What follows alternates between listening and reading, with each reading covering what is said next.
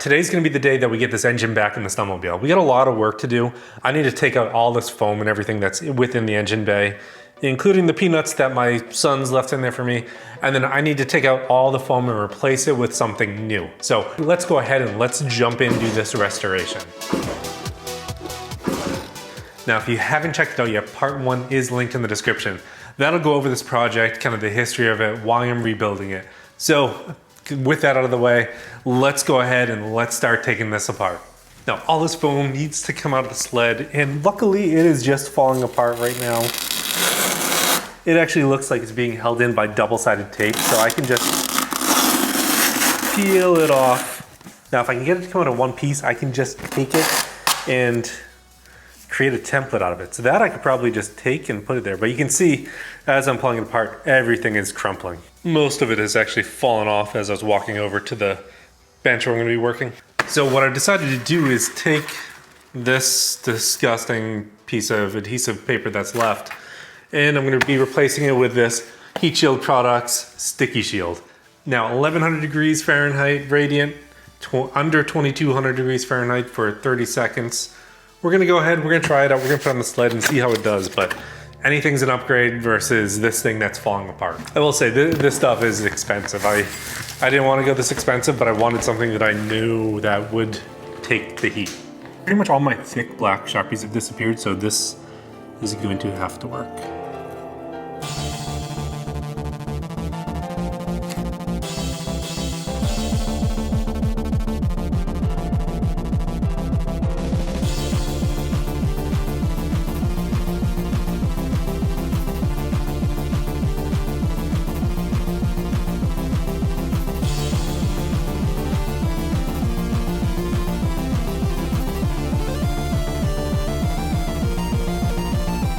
All right, so we got them all in. You can see you got one here, one there, one on that side. They actually came out pretty good in there, adhering pretty well. Then the last one is up in there, which is a little bit hard, but I was able to shape most of it. So overall, those came out pretty good. The material was easy to work with. The only issue that I really had with it was trying to get that adhesive backing off and not delimiting some of the layers. But overall, that's done. So I'm gonna go ahead, I'm gonna clean this up, then we're gonna see what we can do about getting that new engine in the sled. So I've decided to take the head off of this because I took a quick look in here with my borescope and I'm seeing some sort of fragmenting in there. Looks like some sort of material on the piston. So we're gonna go ahead and remove that, take a look at what's in there. Hopefully it's still okay. It doesn't look too bad, but let's go ahead and look. Everything's unbolted. We can just lift. Let's take a look. All right, not horrible, but not great.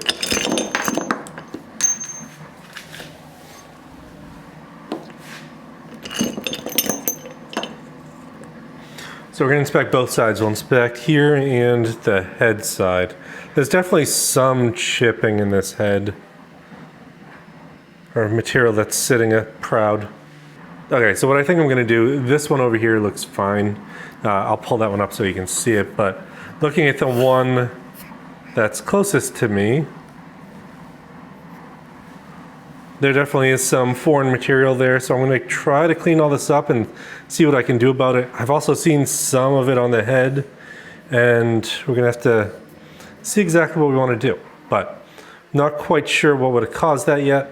So we're gonna go ahead, we're gonna clean this up and take a look. I really don't wanna do a top end on this. So we'll see if we can make it work. This is more of a leisure sled, not really a race sled. So let's go ahead, give a full inspection to it, then we'll decide from there. Tough decision, but what I've decided to do is I'm gonna put the engine in the Snowmobile. Now, I was able to file down the material on the top of the piston a little bit more so that it's mostly flush, so I'm not too worried about anything coming in contact with the head. The head still looks in good condition. Everything there is just a little bit indented, but nothing horrible. Like I said, it's not really a performance sled. I'm not doing any hardcore off-trail riding. You know, it's mainly for me to hit the trails with my friends. So we're gonna go ahead and put it back together as it is. Now, one of the things I still need to do, and that's probably gonna decide what happens with this, is I need to do a compression test on it, and that's really gonna determine if it's okay or not. It feels okay just by pulling it over by hand, but I haven't been able to hold the engine down and pull start it or pull it over to check that. So at the end of this video, we're gonna get to that and we'll see, does it have compression or not? Can it still work? So let's go ahead and continue on getting the engine in the snowmobile. All right, so I've been taking parts out of the trailer to get everything ready to get the engine back in.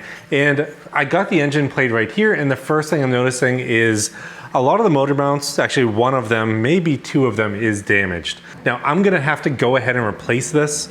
I did purchase some this week, so I do have some available. They are expensive. They're about $30 each.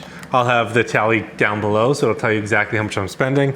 But we're gonna end up replacing these, and then we're gonna go ahead and get this on.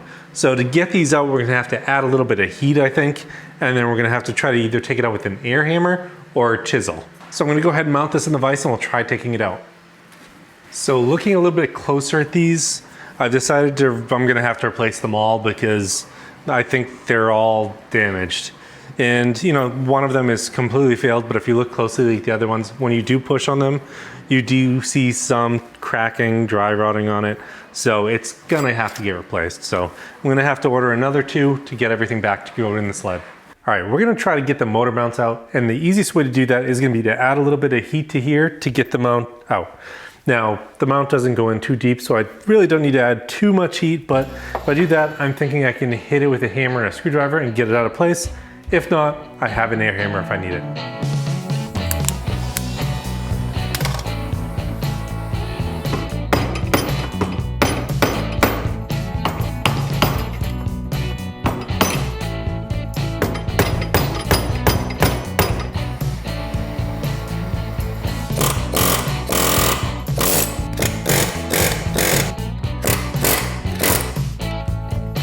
Slowly coming. Air hammer and heat, much better choice. All right, a little bit of damage to the ends, but nothing that can't get cleaned up, but we are now completely done and ready to get the new ones in. All right, now that everything's ground down, I'm gonna go ahead and get these in. Now to do that, I'm gonna just go ahead and put this in place, and then I'm gonna put it in a vise with a socket on the metal piece that's gonna collapse it inwards. And that should just push it into place. All right, so it's been about a week. I was able to get the rage cages off to take a look at them, and I've been seeing more and more damage of things that I need to take care of. So one of the things I noticed on these is the reeds or the parts that are inside of them are actually cracked. So I'm not gonna be able to use those. I did order some more so that I can replace them. And then I also ordered a bunch of new gaskets because these are looking old and looking cracked. Might as well replace them while I have everything apart. So cost keeps going up, but I think I'm ready to get the engine in the sled. I just want to say thank you to all the people in the comments of the last video that's really helped me out. You know, Sebastian and others talking about the track and how it's okay. Corey telling me to get rid of this PTO buddy.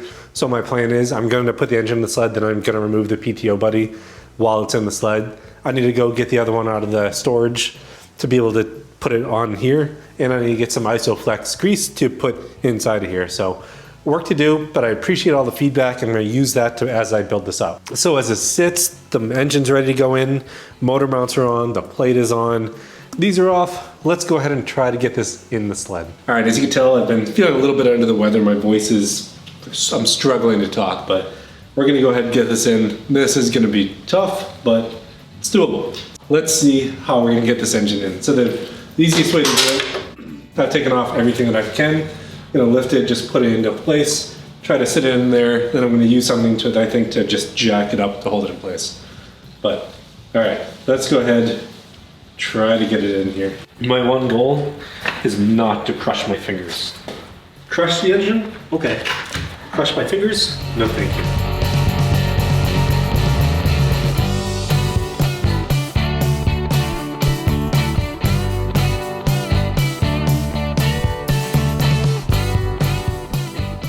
All right, now I'm gonna go ahead and show you what the issue is here. So in this, there's essentially no room. So what we're gonna have to do is put the top bolt in here, put the back bolt in, and I'm gonna have to jack the engine up to get that bottom bolt in. So the bottom bolt is down here, and there's really no access to get to it. So the engine needs to be pretty much tilted to be able to make it work.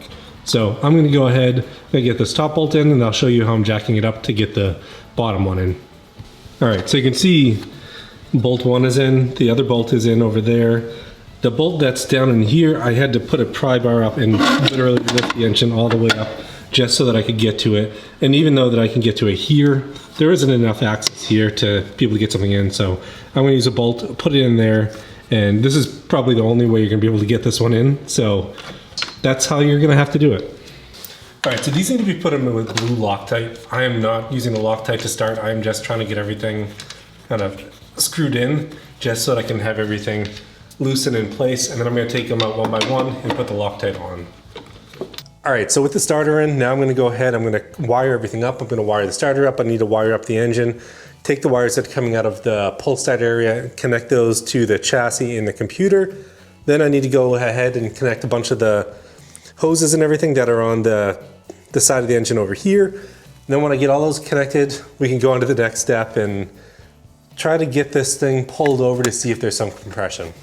Okay, so the trick to get this one on, which is almost impossible because it goes down, back, and around that way, is to use motor oil. So I could put some motor oil around here and just push it together. It's the coolant line, so it shouldn't hurt anything, but I was able to get it in.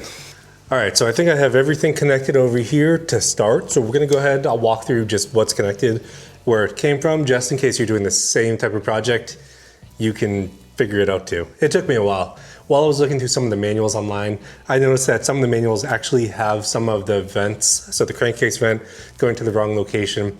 If you do look at some websites that have the blow up of all the parts, you know, both of them show the top of the oil tank as well as the fuel vent. I think it's the vent side of the fuel pump going to the same port on the engine, which is not true. So I had to figure out how those go in. They're two different size hoses, so it's not too hard, but I'll show you here. All right, so in here we have a bunch of different lines. This is the fuel pump line, so that's hanging out, it goes with the carburetor. Well, this is the coolant line right here. Then there's the oil line down here. This oil line comes from the bottom of the oil tank. Then the other line coming from the oil tank is a little bit hard to see, but it is right there.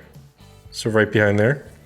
And then on the other side, there's one more line that you really cannot see that is right back here. That's coming from the other side of the fuel pump right there. So on that other side of the fuel pump, there's another line on it that's going into here.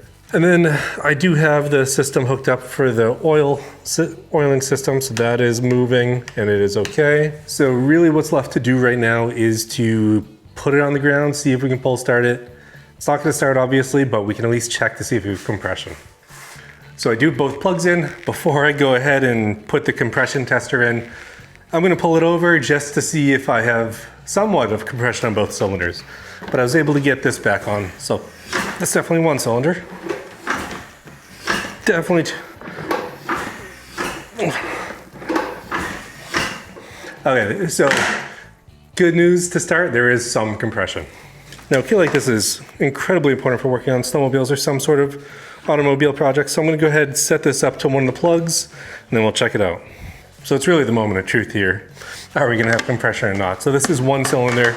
You know, I'm targeting in the 120 range just for the sled. I know it is a used engine, it's not new, so 120-ish and I'd be happy.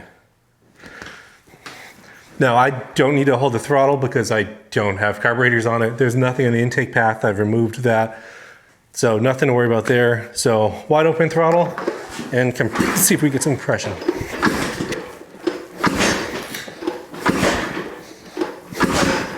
So the good news on this cylinder is we're at 100, just over 120 PSI. Looks to be around 125. Gonna swap it over, we'll go to the other cylinder.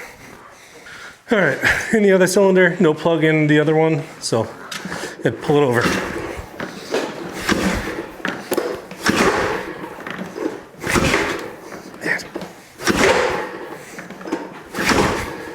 So this one we're at 125 too. So it looks like both of them are holding compression.